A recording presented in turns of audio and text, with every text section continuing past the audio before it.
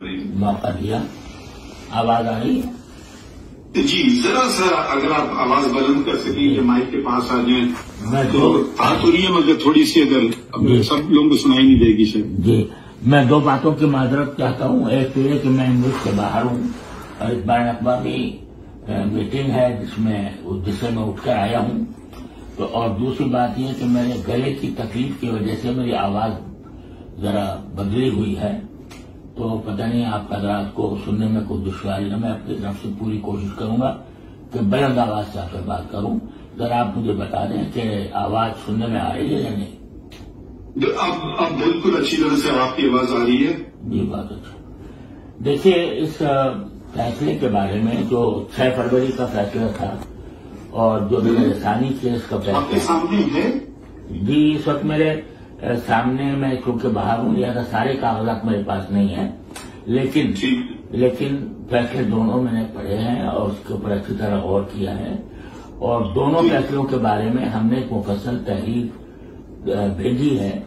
ایک تو وہ تھی جو 6 فروری کے فیصلے سے متعلق تھی. وہ آپ حضرات کو پہلے ہی پہنچ چکی تھی. آپ نے اس کا نظر ثانی کے فیصلے میں بھی حوالہ دیا ہے. اور دوسری تحریر جو نظر ثانی کے فیصلے میں جو آپ حضرات نے فیصلہ دیا اس کے اوپر ایک مفصل تبصرہ وہ میں نے اور مفتی منیب الرحمان صاحب وغیرہ نے لکھ کر دیا تھا.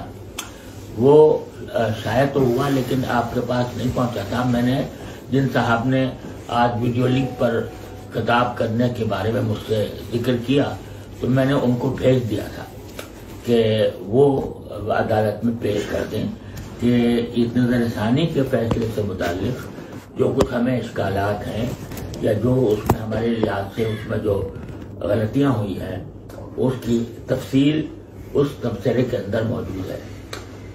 مجھے نہیں معلوم کہ وہ آپ تک پہنچی ہے یا نہیں. وہ منگوا لیں گے. میرے سامنے تو نہیں ہے مگر آپ سے ہم اگر سن لیں کیونکہ کبھی کبھی پڑھنے میں پھر غلطی ہو جائے گی. بہتر ہے کہ ہم چاہ رہے تھے کہ ڈائریکٹلی آپ سے سنیں آپ سب سے کیونکہ پہلے بھی تو ہم نے منگوائے تھے. پھر ہو سکتا ہے ہماری سمجھ میں غلطی ہو. آپ جب کچھ بات کریں گے تو ہو سکتا ہے اس سے ہم آپ مزید وضاحت لے لیں. ٹھیک ہے. تو اگر آپ کو یاد ہیں چیدہ باتیں اس میں سے یا تمام باتیں تو ہم ان کو نوٹ کرتے جائیں گے. ٹھیک ہے جی. اس میں پہلی بات تو یہ ہے کہ ہم نے یہ گزارش کی تھی کہ جب نظر ثانی کے لیے اس کیس کو منظور کر لیا گیا اور اس منظور کرنے کے بعد آپ نے بہت سے لوگوں کو نوٹس دیے اور ان سے کہا کہ وہ اپنی آراء لکھ کر بھیجیں یا خود پیش ہوں. تو اس میں متعدد اطراف سے آپ کے پاس جوابات آئے. ان میں ہمارا وہ جواب بھی تھا جس پر شاید 5 یا 7 حضرات کے دستخط تھے. اس میں جو نکات اٹھائے گئے تھے نظر ثانی کے وقت میں ضروری تھا کہ ان سارے نکات کو ایک ایک کر کے ذکر کر کے اس کے اندر اگر کوئی نکات میں کوئی غلطی تھی یا اعتراض وہ درست نہیں تھا تو اس کے اوپر بحث کی جاتی. لیکن افسوس ہے کہ وہ سارے نکات آپ حضرات تک پہنچے. آپ نے اس کا بہت ہی سرسری ذکر کیا اور سرسری ذکر کر کے ان باتوں کا جو دلائل اس میں دیے گئے تھے اس کا کوئی جواب نہیں دیا.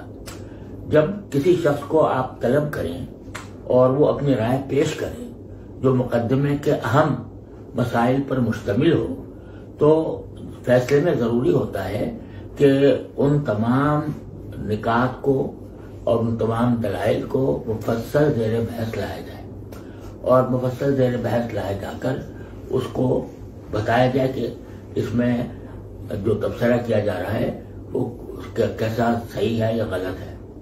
مثال کے طور پر سارے لوگوں نے سوائے ایک کے یہ آپ سے عرض کیا تھا کہ 6 فروری کے فیصلے میں آپ نے جو آیات کریمہ درج کی تھیں یہ تو بہت اچھی بات ہے کہ آپ فیصلوں میں قرآن و سنت کے حوالے دیتے ہیں، یہ ہمارے لیے ایک اچھی بات ہے. لیکن جب قرآن کریم کی آیات کو آؤٹ آف کانٹیکسٹ دیا جاتا ہے تو وہ اللہ بچائے تحریف تک بات پہنچ جاتی ہے. تو اس مقدمے کے تناظر میں جو مبارک ثانی کے کیس میں ہماری بالکل سمجھ سے باہر ہے، اور کوئی بھی آدمی جب اس کو پڑھے گا ان آیات کو اور اس کے بعد آپ کا یہ ریمارک پڑے گا کہ اگر یہ آیات ذہن میں ہوتی اور آئین کی دفعات موجود ہوتی تو یہ مقدمہ درج ہی نہیں ہونا چاہیے تھا. یعنی ایک طرح سے آپ ان آیات کو بنیاد بنا رہے ہیں اس بات کی. نہیں تقی عثمانی صاحب، میں معذرت چاہتا ہوں، آپ برا نہ مانیں. نہیں میں نے آپ کو بیچ میں آپ کو روکا. اگر ذرا سی وضاحت یوں کر دوں، یقیناً ہمیں بہت سارے وہ ملے کاغذات جن لوگوں کو ہم نے نوٹسز دی، صحیح ہے، اور اگر جتنے نکات ان میں تھے ان سب کو اگر ہم اٹینڈ نہیں کر پائے تو اس میں میری کوتاہی ہے، مگر پھر تو وہ فیصلہ نہیں ہوتا، وہ تو ایک کتاب بن جاتی.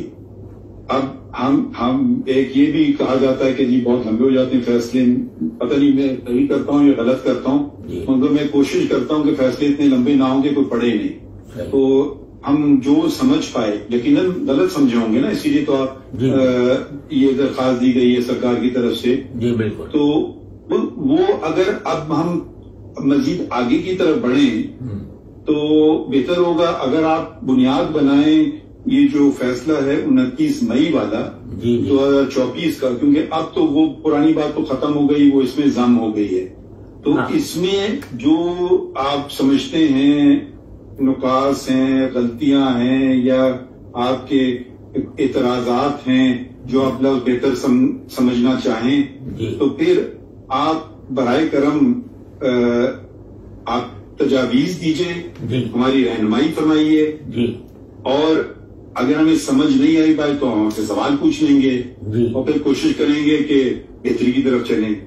تو آگے کو دیکھنا چاہیے. اس لیے آپ کی بات بھی بالکل صحیح ہے کہ میرا پتہ نہیں صحیح کرتا ہوں یا غلط کرتا ہوں، ابھی سے نہیں بلکہ چیف جسٹس بلوچستان کے وقت سے بھی میں، جہاں تک میری کم علمی ہے تو میں قرآن شریف اور حدیث مبارکہ اور فقہا کا حوالہ دیتا ہوں فیصلوں میں، کیونکہ ہم آخرکار اسلامی جمہوریہ پاکستان میں رہے.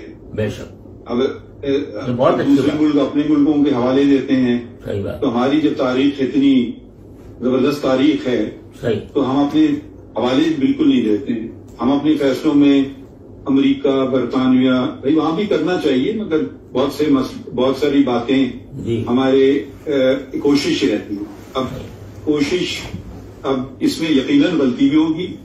وہ شخص سب سے بہتر ہے جو کہ کوئی کام نہ کرے، اسے غلطی بھی نہیں ہوگی.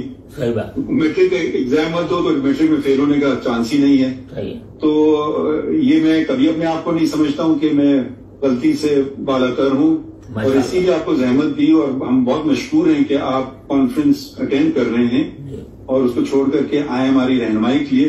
تو برائے کرم اگر آپ 29 مئی کے فیصلے میں اگر آپ ہمیں صرف بتا دیں کہ یہ جگہ غلط ہے، یہ پیراگراف غلط ہے، تو ہم اگر سمجھتے ہیں کہ آپ کی بات میں دلائل میں ہم آپ سے اگری کریں. ماشاءاللہ آپ تو ہمارے ساتھ رہ چکے ہیں، ہم تو آپ کی بڑی قدر کرتے ہیں. آپ تو شریعت کورٹ کے ممبر بھی تھے، اور میں بتا رہا تھا کہ ابھی واپس شریعت کورٹ فعال ہو چکی ہے.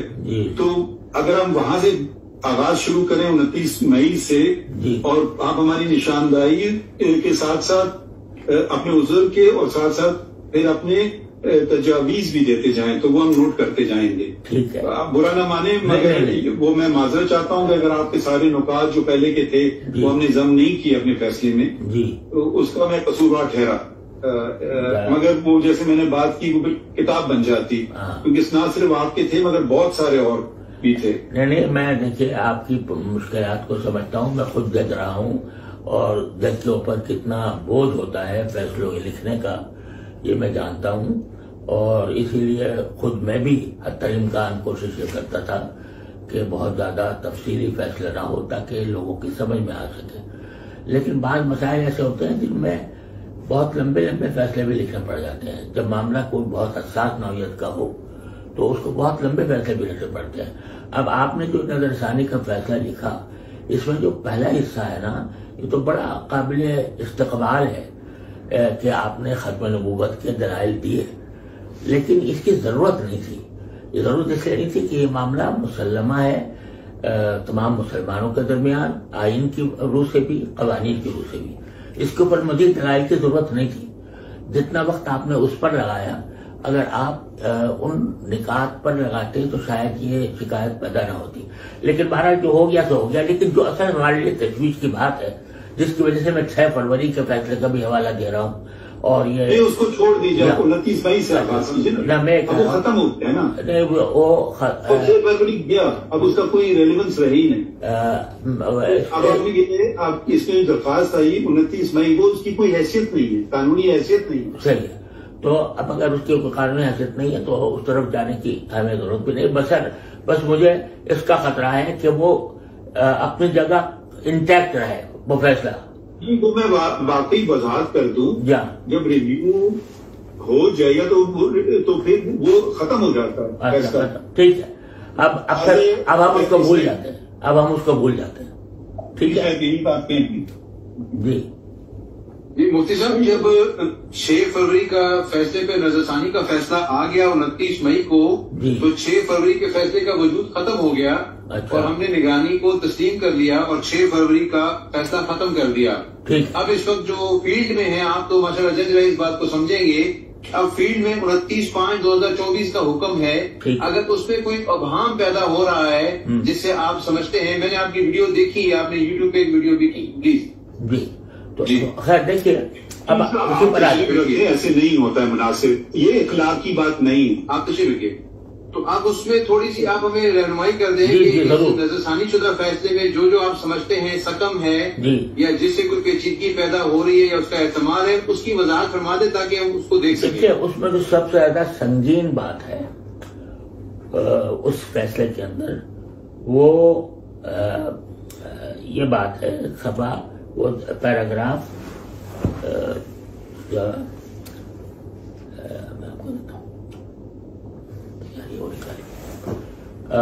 پیراگراف 47 ہے شاید. میں 1 سیکنڈ میں آپ کو نکال کے دیتا ہوں. 45 پیراگراف کا حوالہ دیتے رہے. دیکھیے، میں یہ سمجھتا ہوں کہ سب سے زیادہ سنگین بات جو ہے وہ پیراگراف 42. جی ہاں، 42 پیراگراف نمبر 7 اور پیراگراف نمبر 42. جی پہلا والا کون سا بتایا؟ Paragraph number 7 paragraph number 7. جی آپ پہلے 7 پہ بتا دیں پھر 42 پہ بتا دیں. 7 میں وہاں آپ نے یہ فرمایا ہے کہ وہ احمدی اپنے ایک نجی ادارے میں تعلیم دے رہے تھے،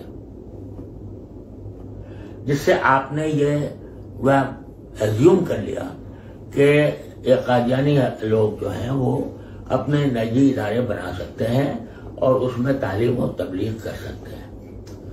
اسی طرح نمبر 42 میں آپ نے باقاعدہ تبلیغ کا لفظ استعمال کر کے آپ نے فرمایا کہ یہ اگر اپنے مذہب کی تبلیغ کریں تو یہ ان کی ایک عجیب اصطلاح استعمال فرمائی آپ نے کہ ان کے گھر کی تنہائی میں شامل ہوگی. گھر کی تنہائی غالباً آپ نے ترجمہ کیا ہے ان کی پرائیویسی کا شاید. تو یہ اس میں تبلیغ کی آپ نے غیر مشروط ہدایت دی تھی. غیر مشروط کے ساتھ آپ نے ایک لفظ ضرور بڑھایا کہ قانون کے مطابق، لیکن آپ نے جو اس میں سب سے پہلی بات تو یہ 298C جو پی پی سی کا 298C ہے، اس میں 2 لفظ الگ الگ بیان کیا ہے. ہم نے اپنے تحریر میں وہ بات واضح کی ہے، یعنی جو جس چیز سے قادیانی حضرات کو منع کیا گیا ہے وہ 2 حصوں میں منقسم ہے 298C میں. ایک حصہ ہے پریچر اور پروپیگیٹس، ایک تو یہ ہے. پھر آگے اور invites others to their faith. تو ظاہر ہے کہ قانون میں کوئی لفظ ریڈنڈنٹ نہیں ہوتا. تو جب اگر ہم پریچنگ کو اور پروپیگیشن کو دوسروں کے متعلق قرار دیں گے تو invites others to their faith یا جملہ ریڈنڈنٹ ہو جاتا ہے. لہذا اس کا کوئی اور مطلب نہیں ہے کہ وہ اپنی کمیونٹی میں بھی اپنے آپ کو مسلمان ظاہر کر کے نہ تبلیغ کر سکتے ہیں نہ پریچنگ کر سکتے ہیں. 298C اگر آپ براہ کرم نکال لیں تو میں اس وقت میرے پاس مواد پورا موجود ہے. میرے سامنے ہے. جی میں پڑھ دوں آپ کے لیے؟ جی ضرور. جی نہیں ضرور پڑھ دیں تو اچھا ہوگا. اچھا یہ میں پڑھ دیتا ہوں. جی یہ انگریزی میں تو انگریزی میں پڑھوں گا. ظاہر ہے انگریزی میں پڑھیں. جی any person of the Qadiani group or the Lahori group who call themselves Ahmadis or by any other name who directly or indirectly poses himself as a Muslim or calls or refers to his faith as Islam or preaches or propagates his faith or invites others to accept his faith by words ٹھیک ہے. یہاں میں آپ کا point سمجھ رہا ہوں. By words either spoken or written or by visible representations or in any manner whatsoever outrages the religious feelings of Muslims shall be punished with imprisonment for either description for a term which may extend to 3 years and shall also be liable to fine. جی میں بالکل 100% اتفاق کرتا ہوں. اب مطلب آپ کہہ رہے ہیں کہ یہ 2 پیراگراف یہ اس میں ابہام ظاہر کر رہے ہیں کہ یہ کہیں یہ 298C کے برعکس ہے. یہ آپ کا پوائنٹ ہے؟ جی بالکل یہ میرا پوائنٹ ہے کہ یہ صرف یعنی جو پیراگراف جو قابل اعتراض پیراگراف ہے 42 ہے نا. اگر یہ ہم ان کو وضاحت کرتے ہیں دیکھیے 42 ہے کچھ اور ہے. ان کلیئر کلیش ود لا یعنی یہ 298C کے بالکل مخالف ہے جو آپ نے پیراگراف 47 لکھا ہے. نہیں آپ کہہ رہے ہیں کہ 2 پیراگراف کو وہ ختم کر دیں یا کلیریفائی کر دیں؟ کیا آپ فرما رہے ہیں؟ یہ میری دیکھیے اگر بات کو مختصر کیا جائے تو میری گزارش یہ ہے کہ پیراگراف نمبر 7 یہ پورا حذف کیا جائے. ٹھیک ہے. اچھا پیراگراف 42 اس کو مکمل حذف کیا جائے. اور اس کے جو متعلقات ہیں یعنی بعض جگہ کئی جگہ اس چیز کا حوالہ آیا ہے وہ اگرچہ یعنی ضمناً آیا ہے لیکن اگر آپ اس کو حذف کر دیں گے تو امید ہے کہ وہ خود بخود ختم ہو جائیں گے. لیکن جو سب سے اہم چیز جو میں چاہتا ہوں آپ کی خدمت میں اس کی تجویز پیش کرتا ہوں وہ یہ ہے جناب. آپ مجھے شرمندہ نہ کریں, ہم آپ کی بڑی قدر کرتے ہیں. نہیں بہت شکریہ, بہت شکریہ. آپ میرے بڑے ہیں, بزرگ ہیں, بہت شکریہ.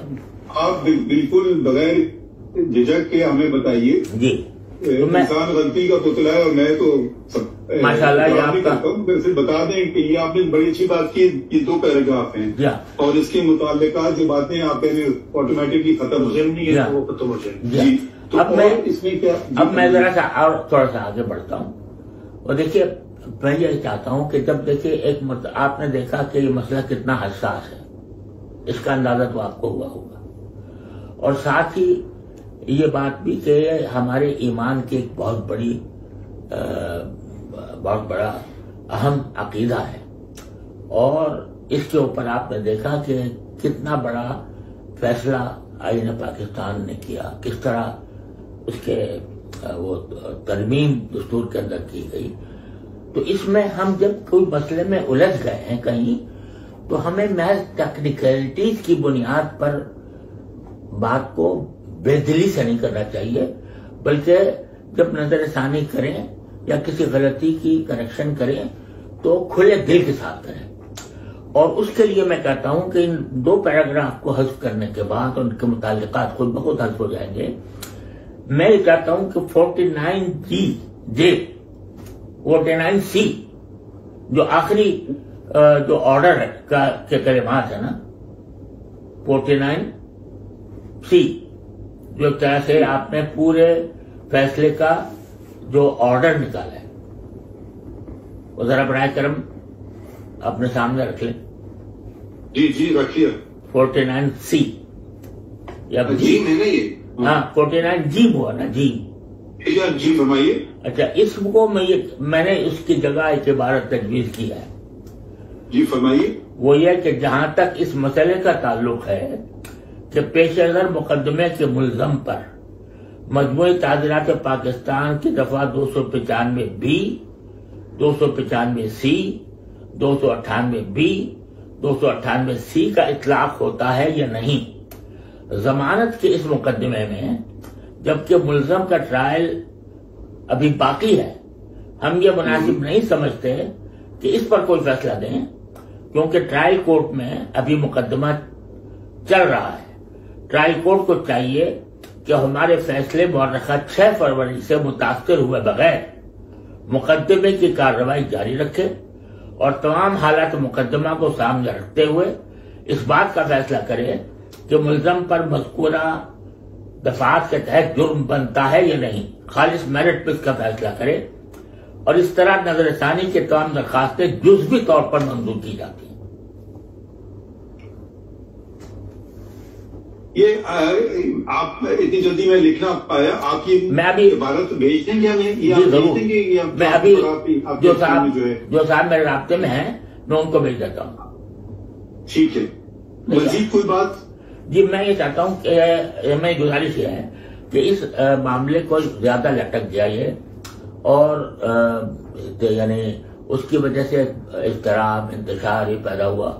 آپ کی بڑی مہربانی ہے کہ آپ نے متعلقہ حضرات کو بلایا، ان کو سنا اور اس کے بعد آپ نے فیصلہ کیا. اب یہ آخری بار ہو رہا ہے، تو اس آخری بار میں براہ کرم جتنے اشکالات پیدا ہوئے ہیں، اشکال کیا پیدا ہوا میں آپ کے سامنے رکھ دیتا ہوں. وہ یہ ہے کہ قادیانیوں کو تبلیغ کی اجازت دی گئی ہے جو 298C کے بالکل خلاف ہے. اور دوسری بات یہ ہے کہ آپ نے جو اپنے فیصلے میں قومی اسمبلی کے اندر جو تقریریں ہوئی تھیں اس وقت، اور اس میں یہ کہا گیا تھا، میں اس پہلو کو ذرا تھوڑی وضاحت سے عرض کرنا چاہتا ہوں اگر آپ اجازت دیں تو.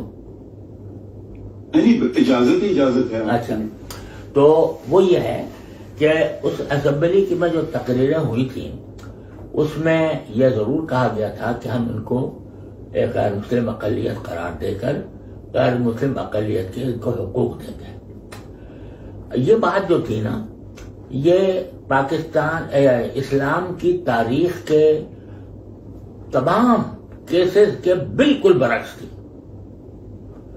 یعنی آپ نبی کریم صلی اللہ علیہ وسلم کے زمانے میں یہاں میں ذرا آپ کو برا نہ مانیے، کیونکہ پارلیمان میں کیا ہوا اب وہ تو ریکارڈ کا حصہ ہے نا.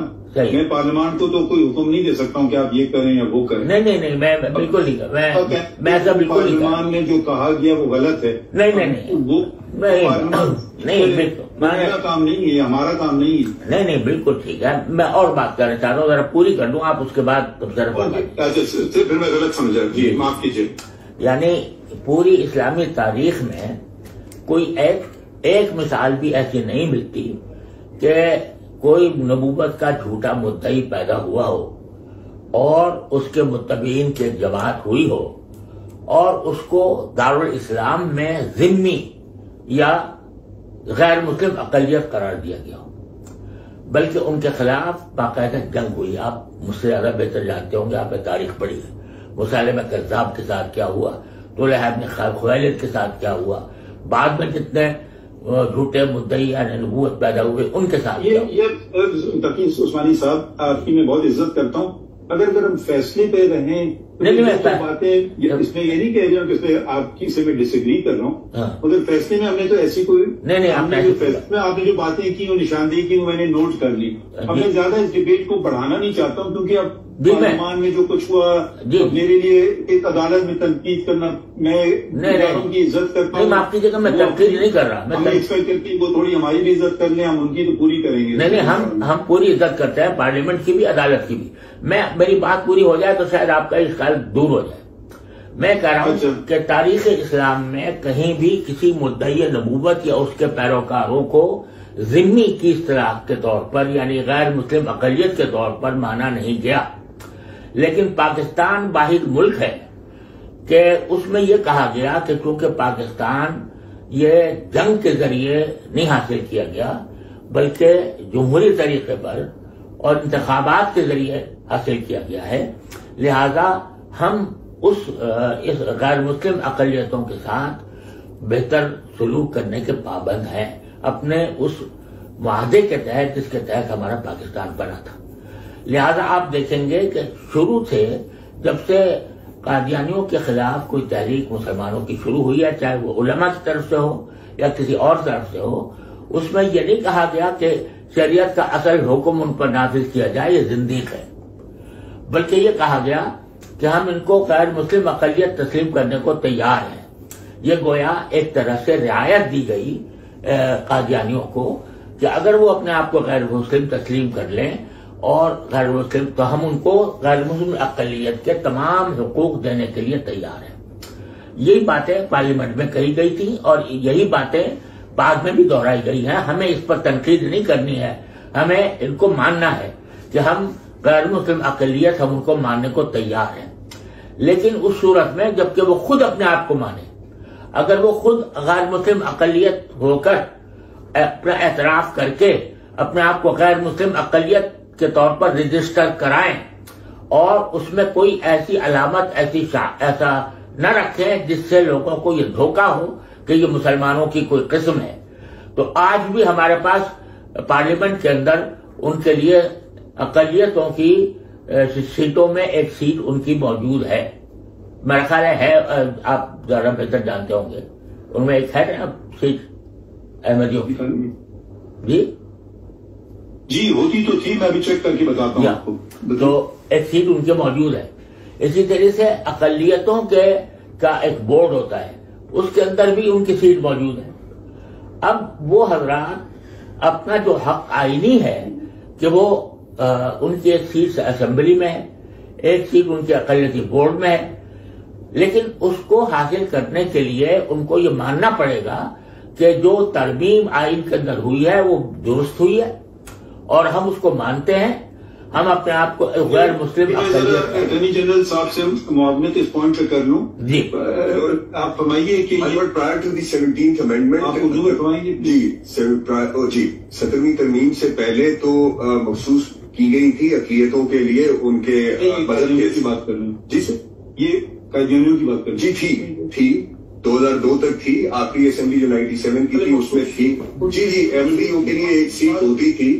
اب یہ ہے 2002 کے بعد سے اب وہ بس غیر مسلموں کے لیے ہے، اس میں یہ نہیں ہے کہ کس اقلیت کی کتنی ہوگی، اب وہ 10 سیٹیں ہیں، وہ کسی کی بھی ہو سکتی ہیں، اب وہ بڑی تفریق نہیں ہے، وہ پہلے تھی اب نہیں ہے۔ آپ نے سن لیے مفتی صاحب، آپ نے سنا؟ جی جی میں سنا، لیکن رہی ہے وہ ابھی انہوں نے کہا وہ پہلے اسپیسیفکلی تھی مگر 2002 کے بعد اسپیسیفکلی ختم ہو گئی ہے، اب وہ جیسے باقی غیر مسلموں میں وہ ضم ہو گئے۔ ٹھیک ہے، یہ ہے مگر بہرحال اگر وہ غیر مسلم بنائے پارلیمان، ٹھیک ہے بالکل ٹھیک ہے، لیکن اگر وہ اپنے آپ کو غیر مسلم کے طور پر رجسٹر کرا لے اب بھی، ٹھیک ہے، تو جو سیٹیں مخصوص کی گئی ہیں غیر مسلم اقلیتوں کے لیے، اگر وہ غیر مسلم اقلیت ہونا تسلیم کر دیتے ہیں، اپنے آپ کو رجسٹر کرا دیتے ہیں، تو پھر ان کی سیٹ ہو سکتی ہے وہاں پر، اب بھی ہو سکتی ہے، کیونکہ اس میں کسی کی تخصیص نہیں کی گئی، اس پہ تو کوئی دو رائے نہیں ہو سکتی، ٹھیک ہے نا۔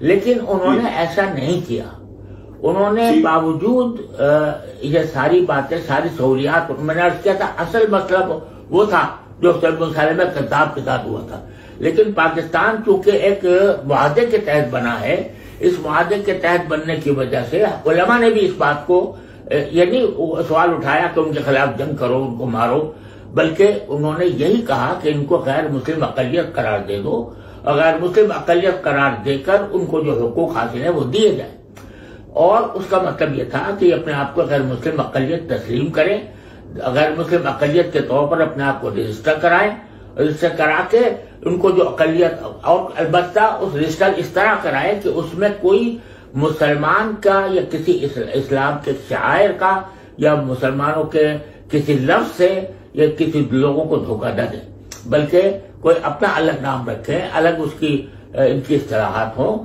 اور یہ تسلیم کریں کہ ہم غیر مسلم اقلیت ہے۔ بلکہ ایک موقع پر جناب چیف جسٹس میں نے ایک تجویز پیش کی تھی جب ایک مسئلہ آیا تھا کہ اقلیتی بورڈ شاید کوئی ادارہ ہے ہمارے ہاں، کسی وقت اس میں یہ خیال آیا تھا کہ کسی احمدی کو بھی اس میں شریک کیا جائے، قادیانی کو شروع کیا جائے، تو لوگوں نے اس کی مخالفت کی تھی۔ مخالفت اس لیے کی تھی کہ انہوں نے اپنے آپ کو تو غیر مسلم تسلیم کیا ہی نہیں، لہذا وہ اس سیٹ کے کیسے حقدار ہو سکتے ہیں۔ میں نے اس موقع پر ایک تجویز دی تھی، وہ اپنے دوستوں سے مشورہ کیے بغیر، لیکن میرے خیال میں وہ بڑی منصفانہ تجویز تھی، اور وہ یہ کہ حکومت یا آپ اس وقت چیف جسٹس کے طور پر جو ان کے سربراہ ہیں مرزا اس وقت تیسرے خلیفہ ہیں یا چوتھے، ان کو آپ پیشکش کریں کہ ہمارے پاس اقلیتی سیٹیں موجود ہیں، اگر آپ اس سے فائدہ اٹھانا چاہیں تو براہ کرم اپنے آپ کو غیر مسلم اقلیت رجسٹر کرائیں، اور مسلم اقلیت رجسٹر کرا کر آپ اقلیتوں کے حقوق کا فائدہ اٹھانے کی کوشش کریں۔ اگر وہ اپنے آپ کو صرف یہاں پاکستان میں نہیں پورے عالمی بنیاد پر وہ اپنے آپ کو غیر مسلم اقلیت قرار دینے پر راضی ہو جاتے ہیں تو وہ جتنے سارے حقوق غیر مسلموں کے آئین نے دیے ہیں یا بحث اقلیت ان کو حاصل ہوتے ہیں وہ سارے حاصل ہوں گے، ہمیں اس پر کوئی اشکال نہیں ہوگا۔ لیکن اگر وہ یہ کہیں کہ نہیں صاحب آپ نے تو فیصلہ ہی غلط کیا، آپ کا آئین غلط ہے، آپ نے ہمیں غیر مسلم قرار دیا تو ہم پر ظلم کیا، تو پھر اس صورت میں جب وہ اس کو نہیں مانیں گے تو آئین کی دی ہوئی وہ سہولتیں جو غیر مسلم اقلیتوں کے لیے ہیں وہ اس سے کیسے فائدہ اٹھا سکتے ہیں۔ اور یہ بات ظہیر الدین بنام ریاست والے فیصلے میں بھی یہ بات کہی گئی ہے۔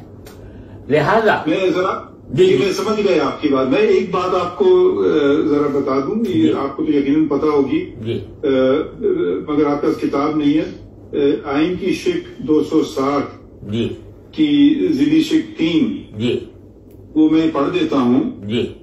In the Constitution and all enactments and other legal instruments, unless there is anything repugnant in the subject or context. A.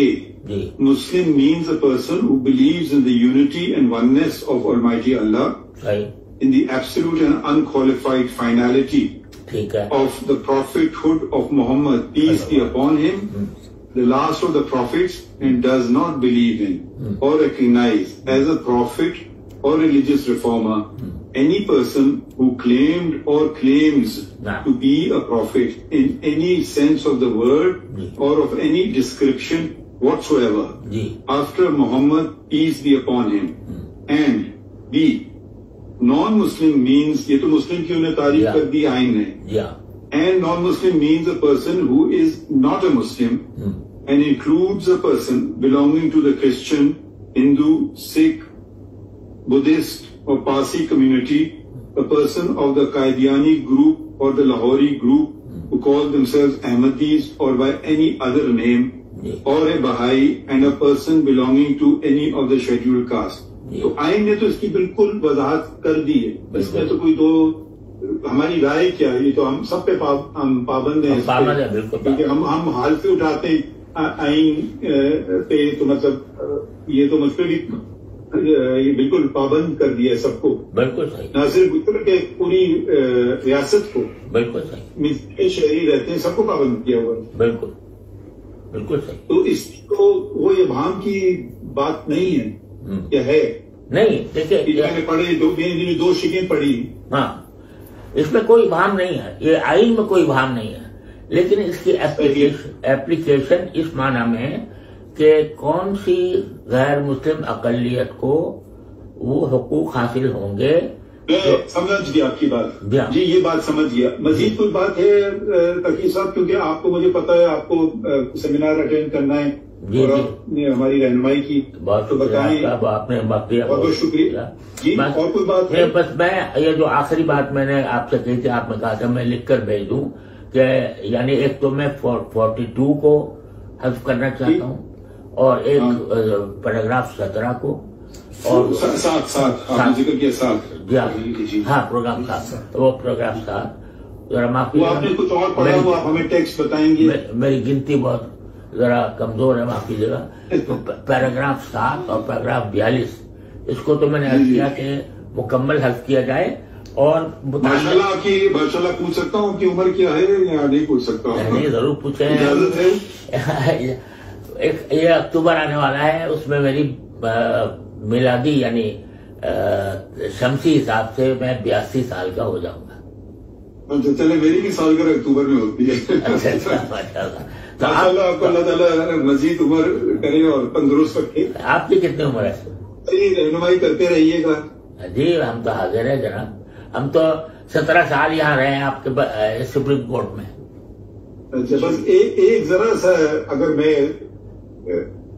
یہ عدالت کے دروازے میں تو شک کھلا رہتے ہیں, کسی کو کوئی بھی بات ہے اب دیکھیں درخواست دی ہم نے فوراً لگا دی, کوئی چھپائی نہیں کوئی دبائی نہیں, فوراً لگا دی. بہت اچھا. پہلے بھی آئی تھی درخواست. اب یہ ضرور آپ کہہ سکتے ہیں کہ فیصلے پر تنقید آپ کا حق ہے, نہ صرف حق ہے بلکہ میرے خیال میں تو آپ رہنمائی کرتے ہیں. مگر اگر عدالت میں آئیں گے یہ غلط ہو گیا اب دیکھ لیں گے اس میں غلطی ہے نہیں ہے. تو بہت بہت آپ کا شکریہ کہ آپ نے ہماری رہنمائی فرمائی. اگر کوئی اور بات نہیں ہے تو پھر میں دوسرے بات کوئی اور نہیں ہے, بات کو اور نہیں ہے. جس صرف جو ہے میری اس وقت کی گزارش کا وہ پیراگراف 7 پروگرام 42 اور آخری 49 جی. ٹھیک ہے, وہ میں ٹیکس آپ بھیجیے گا, میں آپ کو بھیجتا ہوں. میں یعنی دیکھیں میں صرف یہ گزارش کرنا چاہتا ہوں کہ اب اگر آپ کوئی فیصلہ دیں نا تو وہ فیصلہ براہ کرم پورے دل سے دیجیے اور اس میں کوئی ایسی چیز نہ رہنے دیجیے کہ جس کی وجہ سے یہ سمجھا جائے کہ یہ بے دلی سے بات کی گئی ہے. تو یہ کیا کی گئی؟ بے دلی سے بات کی گئی. آپ کھل کر دیں. اگر فرض کرو آپ جیسے نہیں آپ ماشاء اللہ نہیں, میرا مطلب یہ ہے کہ آپ ماشاء اللہ آپ نے خود ظاہر کیا کہ آپ کو اپنی کسی غلطی سے اعتراف کرنے میں کوئی تعامل نہیں ہوتا. یہ اتنی اچھی صفت ہے کہ نہیں میں تو پھر گناہگار ٹھہرا اگر میں یہ کہوں کہ جی بھائی غلطیاں یہ تو آپ کا یہ بات ہے. تو میں روزانہ یہی آپ سے کہہ رہا ہوں, یہ میری دعا رہتی ہے کہ اللہ تعالیٰ میرے کو اب نہ جاننے طور پہ ہم پتہ نہیں کتنی غلطیاں کر بیٹھتے ہوں. صحیح بات. تو جب آپ یہ خود آپ کا یہ ذہن ہے اور حدیث بھی موجود ہے اس کے اوپر, فاروق اعظم کے فیصلے موجود ہیں اس بات کے اوپر کہ بھئی اگر وہ اسی لیے وہ پرانے زمانے میں لوگ قاضی بنتے نہیں تھے. کیا کہا گیا کہ وہ یہ تلوار کے دھار کے بیٹھنے کے اوپر بیٹھنے کے برابر ہے. ہاں یہ صحیح ہے بالکل. آپ کو پتا ہے کہ وہ منصور نے کیا کیا. جی صحیح ہے. وہ قاضی بننے کے لیے وہ نہیں بننا چاہ رہے تھے. صحیح بات ہے بالکل صحیح. وہ تو خیر آپ ہم سے بہتر جانتے ہیں وہ سارے واقعے. جی تو کوئی شوق ایسے نہیں. جناب فاضل چیف جسٹس صاحب آپ سینئر ہیں, میں تو بہت جونیئر آپ سے لحاظ سے جونیئر. آپ ہمارے بزرگ ہیں, میں آپ سے بہت کم عمر ہوں. اچھا میں بھی اور عمر میں بھی. تو میں یہ صرف گزارش کر رہا ہوں کہ جب آپ ماشاءاللہ اتنے کھلے دل کے آدمی ہیں کہ ہر غلطی تسلیم کرنے کو تیار ہے, اور یہی بڑے آدمی کی علامت ہوتی ہے کہ بڑی سے بڑی غلطی کو وہ نہیں ہوں مگر میں غلطی کا پتلا ہوں, اعتراف کرنے میں کوئی. تو لہٰذا اگر میری گزارش جو ہے کہ 49 والی جو آپ کا آخری جو کنکلوڈنگ آرڈر مجھے وہ ذرا آپ نے لمبی بات کی, مجھے میں ابھی بھیج دیتا ہوں, اس پر آپ ضرور غور فرمائیے گا تو اس سے سارا اضطراب ختم ہو جائے گا. ٹھیک ہے انشاءاللہ. میں آپ کی باتیں غور کریں گے ہم. جی ضرور. میں ان کو جو مجھ سے رابطے بھی تھے ظفر اقبال صاحب, میں ان کو بھیج رہا ہوں. مجھ سے بہت بہت شکریہ. ان کو فارورڈ کر دیں, وہ ہمیں پرنٹ آؤٹ لے لیں گے. میں فوراً بھیج دیتا ہوں, مگر براہ کرم اس کو دیکھیے گا ضرور, اس پر غور ضرور کیجیے گا. جی ضرور دیکھیں گے انشاءاللہ. آپ کو زحمت دی ہے اسی لیے تو نہیں بلایا کہ بغیر غور کیے. ایک دفعہ پھر میں اپنی طرف سے اور اپنے ساتھیوں کی طرف سے آپ کا شکریہ ادا کرنا چاہتا ہوں کہ آپ نے وقت نکالا ہو. یقیناً آپ کو کچھ دشواری ہوئی ہوگی آنے میں ادھر, اور لیکن دیکھیے سے ایڈریس کرنے میں یہاں میں انٹرنیشنل کانفرنس ہے جس کو میں چیئر کر رہا ہوں، ان سے کون سی کانفرنس ہے؟ یہ ہماری ایک کانفرنس ہے شریعہ council for the Islamic financial institutions, تو وہ اسٹینڈرڈز تیار کر رہی ہے اسلامک فائنانس کے، تو اس اسٹینڈرڈز کا تیار کرنے میں 20 ملکوں کے علماء اس میں شریک ہیں، اور یہ 30 سال سے کر رہی ہے۔ اس کے اوپر یہ سمجھے کہ تقریباً 2000 صفحات کی اسٹینڈرڈز سارے اسلامک بینکس کے لیے کہ وہ کس طرح کام کریں گے وہ تیار کیے گئے ہیں اور کیا کیا جا رہے ہیں۔ بہت ہی دیدہ ریزی کا کام ہے، تو وہ اس کو میں چیئر کرتا ہوں۔ تو وہ کبھی کہیں کون سے شہر میں آپ؟ میں اس وقت میں استنبول میں ہوں، ترکی میں۔ استنبول میں؟ اچھا، ٹھیک ٹھیک۔ تو میں انشاءاللہ پھر آپ کا شکریہ۔ نہیں جناب، شکریہ آپ کا کہ آپ نے اس قابل سمجھا کہ اس موضوع کے اوپر آپ کے ساتھ شرمندہ مت کریں ہمیں۔ انتظار کرنا۔ بہت بہت شکریہ، بہت بہت شکریہ، تھینک یو۔